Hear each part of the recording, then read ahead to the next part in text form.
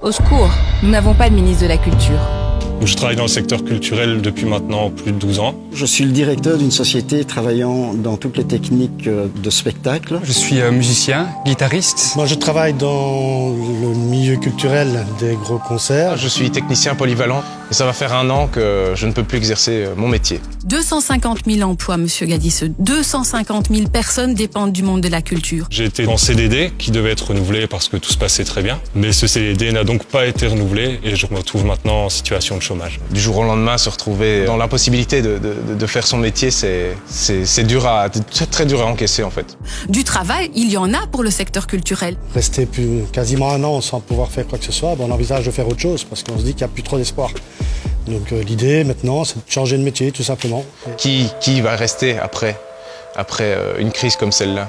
Vous en avez appelé à l'Union nationale pour ce sauvetage de la culture. Je vous remercie de le rappeler. Du jour au lendemain, on se retrouve sans rien, mais rien de rien. Donc je défie quiconque qui gagne sa vie de vivre pendant 1 an sans rien. Donc je ne sais pas qui est capable de le faire. En tout cas, moi, je ne peux plus. Tous ces subsides aujourd'hui ont une balise très forte et peuvent être donnés aux artistes et aux techniciens parce que ça a été une préoccupation depuis le début. Depuis presque 1 an, je me demande chaque jour quel instrument je vais devoir vendre pour pouvoir survivre et payer mes charges. Et un autre problème de taille qui va évidemment arriver, c'est quand tout va reprendre, c'est que tout mon matériel sera peut-être parti. Et voilà où j'en suis actuellement.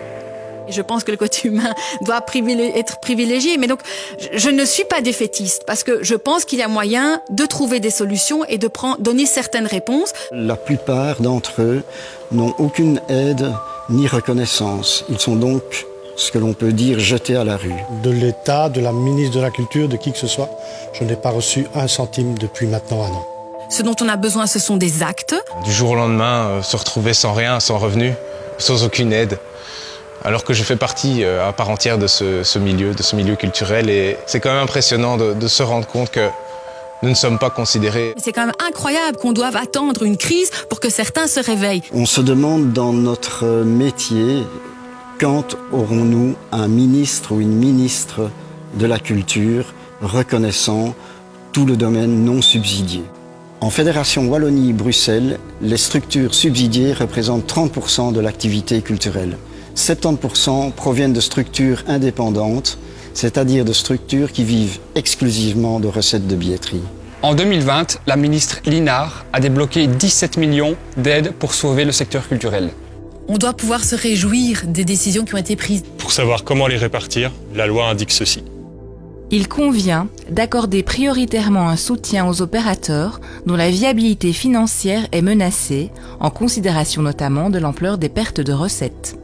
De notre côté, en fédération, on a mis en place un montant pour soutenir les opérateurs qui auraient des pertes de billetterie. Malgré ça, la ministre Linard a décidé de donner 17 millions aux structures subsidiées. 0 aux structures indépendantes qui, elles, ne vivent que des recettes de billetterie. On a mis en place des indemnisations pour tous les secteurs de la culture. Depuis le début de la crise, nous avons été nombreux à interpeller la ministre Linard pour qu'elle considère enfin le secteur dans sa globalité. En tout cas, ma responsabilité, c'est de soutenir le secteur et là, les montants sont sur la table pour le faire. Résultat, pour 2021, la ministre Linard a débloqué 34 millions de nouvelles aides en décidant de donner 31 millions pour les structures subsidiées. 3 millions seulement pour les structures indépendantes. On prend le temps d'identifier sur la durée comment est-ce qu'on soutient le secteur. On tire les leçons aussi des premiers confinements. Au total, sur 51 millions d'aides, seulement 5,8% reviennent aux structures indépendantes. Après 1 an de crise, la ministre Linard poursuit aveuglément sa politique discriminatoire. En continuant d'ignorer et en laissant mourir consciemment la majeure partie du secteur. Ce que je sais, c'est qu'on sera encore aux côtés du secteur pour le soutenir quoi qu'il arrive. Au secours, nous n'avons pas de ministre de la Culture. Au secours, nous n'avons pas de ministre de la Culture. Au secours, nous n'avons pas de ministre de la Culture. La question de la confiance dans le monde politique est une vraie question. Et en tant que politique, je sais qu'on doit aussi se regarder dans un miroir et pouvoir avancer, par exemple, en transparence et en gouvernance aussi.